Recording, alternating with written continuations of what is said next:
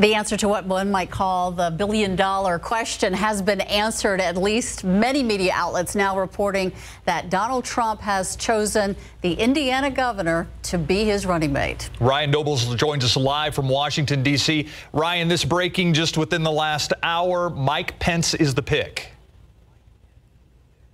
Yeah, that's right. CNN can confirm that Donald Trump picked up the phone, called Mike Pence, asked him to be his running mate, and Pence accepted. And in fact, we can show you some video that's just in-house right now. This is of the private plane that carried Pence from his home in Indiana to the Teterboro Airport just outside of New York in New Jersey. And that black SUV is the car that Pence got into, and he was ushered into New York to meet with his new partner, Donald Trump. This really doesn't come as that big of a surprise. Trump had been signaling that he was very interested in Mike Pence for about the last 2 weeks, and it seemed as though the meetings over the last 2 weeks that Pence has had with Trump only reinforced that idea that Trump felt comfortable with him, that he thought he would be an effective partner for him in this race for president, and that he checks a lot of boxes for Trump. Pence is a social conservative, an area that Trump needs some help with, and he also is someone who knows Washington. In addition to being a governor, Pence spent 12 years in the House of Representatives, so he can help Trump deal with some of these issues that Trump doesn't have a whole lot of experience in. So tomorrow morning in New York City, Donald Trump will introduce Mike Pence as his running mate. Stephen, Ursula? As you said, it was kind of like the worst best secret over the last 24 hours. But prior to that, a lot of people were looking at Newt Gingrich. And while he may have been a more controversial choice, he certainly was more moneyed or would have brought more money to the table. Why do you think Trump went in the other direction?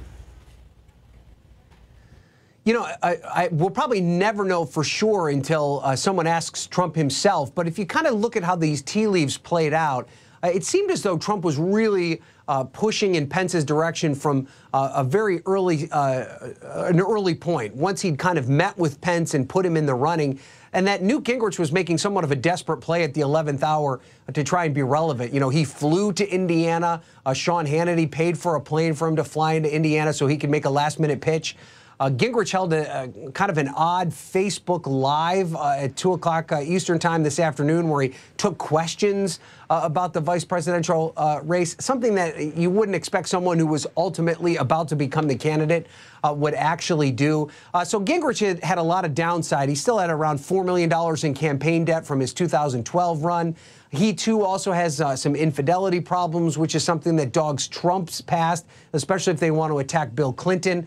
In the end, Pence was just a solid choice, someone with extensive political background, someone who has close connections with social conservatives, and at the end of the day, someone that Donald Trump just seemed to like and get along with.